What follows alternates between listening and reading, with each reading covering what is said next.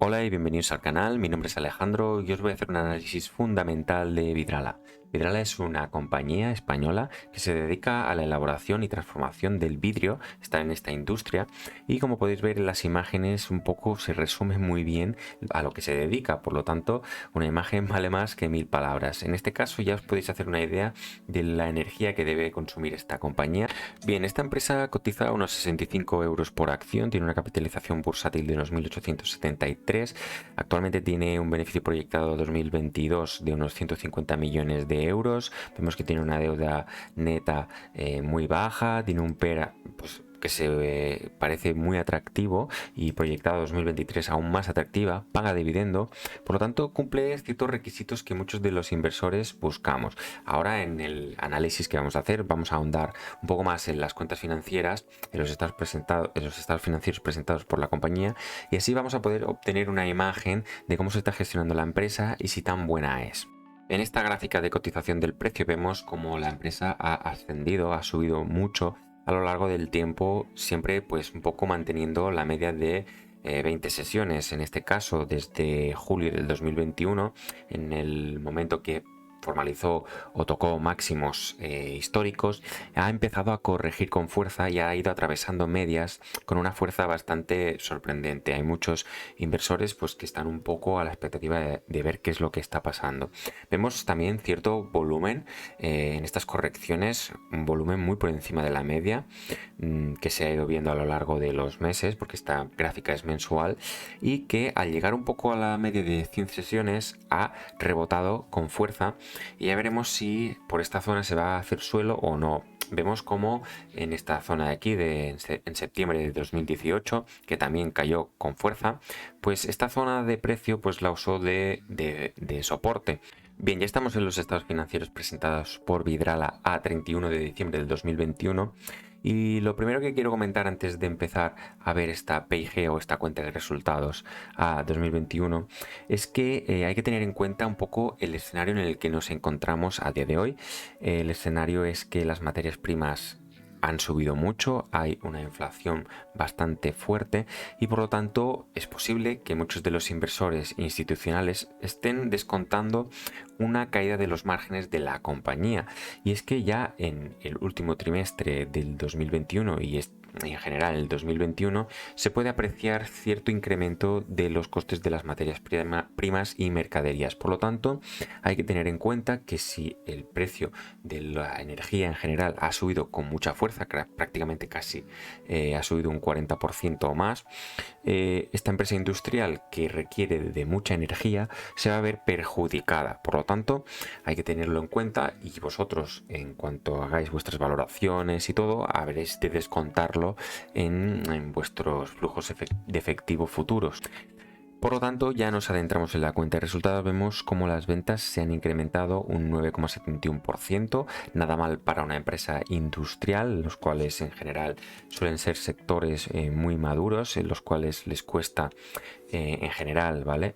Crecer a nivel de ventas, pero además tenemos cierto crecimiento en el precio de las mercaderías y las materias primas, lo cual hace que el margen empeore respecto al año anterior. En concreto, las materias primas han subido un 17,62%, por lo tanto la empresa, pese a aumentar las ventas, va a ver que sus beneficios en cierto modo se van a empequeñecer debido a este recorte del margen. Y pese a que vemos como hay un encarecimiento de las mercaderías, las materias primas en general, respecto al año 2020, vemos como otras partidas como sueldos y otros gastos de amortización se van incrementando respecto al año anterior y que la mayor causa de la bajada de beneficios respecto al año anterior son causadas a cuenta de otros gastos. Es decir, vemos como casi hay una subida del 40% en esta partida contable. ¿Y qué es lo que ha pasado aquí? Nos encontramos en el detalle de otros gastos, vemos que la dinámica general de la mayoría de estos gastos es que aumenten, pero vemos como los que más aumentan son gastos de energía eléctrica y consumos de derechos de emisión. El gasto de energía eléctrica es normal que se incremente, el petróleo en general y el gas pues se han visto incrementados mucho a finales de año del 2021, pero claro, tened en cuenta que este 2022 ha subido aún más, por lo tanto, a lo mejor el mercado ya está descontando que esto va a afectar gravemente a Vidrala. Eso por un lado. Y luego vemos cómo la empresa tiene gastos extras de consumos de derechos de emisión. Y en cuanto a estos consumos de derechos de emisión, hay que tener en cuenta que los ha provisionado. Ya veremos más adelante y entenderemos qué significa esto de provisionar, pero hay que tenerlo en cuenta. En cuanto al resultado financiero, vemos que la empresa tiene un pago mayor a los ingresos financieros, por lo tanto tiene deuda, pero ya vemos que es un tanto por ciento irrisorio respecto a ventas, es un 0,5 y no veo que sea un riesgo para la empresa. En cuanto al gasto por impuestos sobre ganancias, vemos como en 2021 hemos pagado un 15,85% frente al 15,70% del 2020. Vemos que es una tasa bastante similar y no veo nada fuera de lo normal. Finalmente vemos como la empresa ha transformado de sus ventas un 13,38% este 2021 en beneficio. Lo que pasa es que el año anterior transformó un 16,13% y pese a que las ventas fueron menores, ganamos más. Ya en términos absolutos ganamos más que este 2021. Pero ya sabéis que estas ganancias se han visto influenciadas por este incremento de otros gastos. Después de la cuenta de resultados siempre hay ciertos ajustes que afectan al beneficio y que se llevan contra patrimonio neto, y vemos cómo la empresa tiene cierta exposición a divisa extranjera y también cómo busca coberturas de flujos de efectivo, que en este caso este año se ha visto beneficiado, pero ya vemos que el anterior fue totalmente lo opuesto. Hay que tenerlo en cuenta porque siempre puede afectar, o hay un tanto por ciento del resultado que se va a ver afectado por estas variaciones. Y de la cuenta de resultados nos vamos al estado de flujos de efectivo. Lo primero de todo vamos a valorar cómo se ha gestionado un poquito en términos generales la caja durante el ejercicio de 2021. Lo primero, vemos que la empresa ha generado unos 280 millones de euros fruto de su actividad, de los cuales ha invertido unos 110 millones aproximadamente y ha devuelto a financieras o accionistas unos 122 millones aproximadamente. Esto hace que el balance sea positivo, es decir, la empresa ha tenido un excedente de caja de unos 48 millones, lo que ha provocado que la caja se incremente de 112 millones a 160 millones de euros en este ejercicio. Por lo tanto, podríamos valorar que en términos generales, en cuanto a caja, ha sido un ejercicio bastante positivo porque la empresa pues, ha acumulado cash. La empresa ha acumulado cash, pero ya vemos aquí una cosa que yo quiero comentar. Como hemos dicho, en otros gastos había consumos de derechos de emisión de unos 40 millones aproximadamente y vemos que esto se ha provisionado, es decir, que se ha podido cuantificar el gasto, pero este no se ha pagado y es decir, es un gasto a futuro que sabemos ahora que se va a formalizar y por lo tanto ya lo tenemos en cuenta. De hecho, esto es una provisión. Por lo tanto, estos 42 millones se están excluyendo del beneficio. Si nosotros no hubiésemos tenido que provisionar estos 42 millones de euros aproximadamente, estaríamos hablando de que la empresa hubiese tenido unos 187 millones de euros, un resultado mucho mayor de lo que tuvo el 2020. Por lo tanto, podríamos acusar a los consumos o derechos de emisión el descenso del beneficio neto de la empresa. Y es que la empresa, por otro lado, vemos cómo ha disminuido casi 30 millones de euros su inversión en inmovilizado material. Por lo tanto, podríamos decir que la empresa ha sido algo más prudente y estaría cumpliendo algunos ciclos de inversión que este tipo de empresas tienen. Las empresas industriales tienen ciertas etapas en las cuales se ven obligadas a invertir y renovar más sus activos materiales, pero en este caso vemos cómo solo son 107 millones, son una salida del flujos de unos del 38,92% de la actividad. Por lo tanto, podríamos decir que la empresa se ve obligada a invertir casi el 40% de lo que genera en inversión. Y luego, por otro lado, vemos como un 43% de este flujo se ha ido a flujos de financiación, es decir, que haya pagado a accionistas o financieras. Por lo pronto ya vemos como la empresa pues no es como esas americanas que hacen grandes inversiones en activos financieros para obtener una rentabilidad de sus inversiones a corto plazo, pues obtener unos ingresos financieros.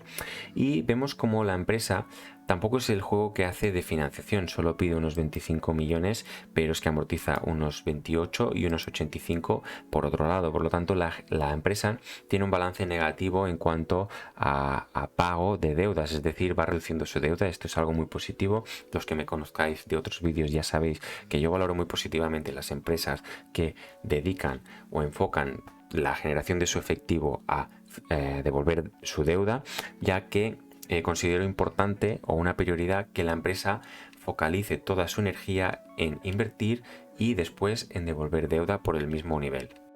Y finalmente, por otro lado, quería comentar pues, que la empresa ha pagado unos 33 millones de euros en dividendo, lo que significa, si la empresa ha tenido un beneficio de 145 millones, un payout del 22%, es decir, que un 22% de lo que ha generado en cuanto a beneficio se lo ha pagado a los accionistas.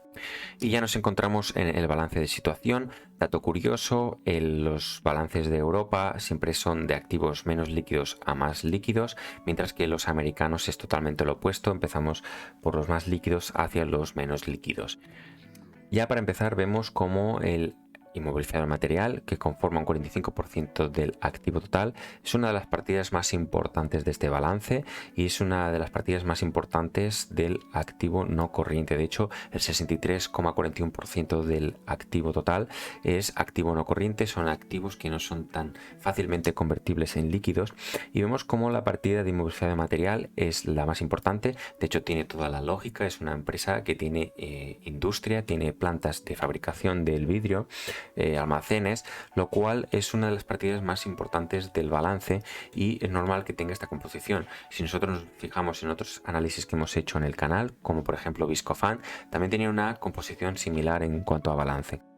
En cuanto al fondo de comercio, vemos que son 209 millones, no ha habido incremento respecto al año anterior y conforma un 21,77% respecto al patrimonio neto. Ya sabéis que el fondo de comercio es el sobreprecio que realiza la empresa sobre el valor contable de la empresa adquirida. Por lo tanto, podríamos decir que la empresa es una empresa que compra otras sociedades para crecer. De hecho, debe ser una de las ramas que tiene la empresa, una de las opciones que tiene la empresa para crecer de forma inorgánica.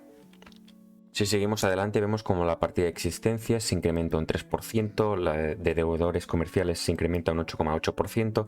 Por lo tanto, vemos cierto cash aquí acumulado que puede afectar, pero tampoco es muy preocupante teniendo en cuenta que las ventas han subido un 9%. Y lo más interesante de este activo circulante, de este activo corriente, es que el 36,59% es efectivo, es decir, es una empresa industrial, pero es que además goza de bastante liquidez.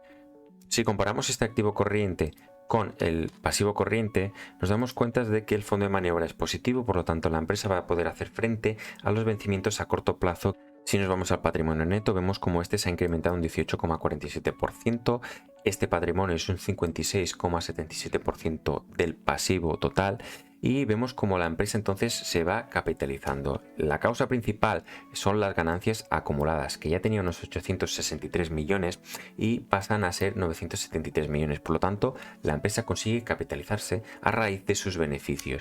Vemos muchas empresas que a veces tienen altos beneficios, pero tienen un payout muy elevado o una recompra de acciones muy elevada y acaban causando el efecto contrario, acaban haciendo que el patrimonio neto disminuya. En este caso es totalmente lo opuesto.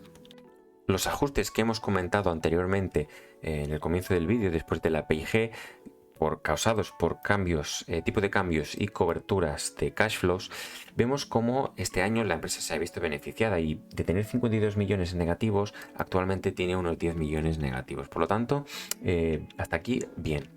En cuanto a la deuda financiera, vemos que la empresa tiene pasivos financieros no corrientes, es decir, a largo plazo, de unos 184 millones de euros. Son pasivos que tienen coste y vemos que a corto plazo tiene unos 73 millones. En tanto a corto como a largo vemos que la deuda desciende y ya lo hemos visto en el estado de flujos de efectivo, que la empresa hace hincapié o hace un esfuerzo notable para seguir pagando su deuda. Y yo lo veo totalmente lícito y súper bien porque a medida que la empresa se aligere de deuda, va a tener más capacidad de endeudamiento cuando quiera adquirir otra compañía para crecer o crear una nueva planta. Por lo tanto, es deuda que se va pagando y que ayuda a generar flujos de efectivo futuros.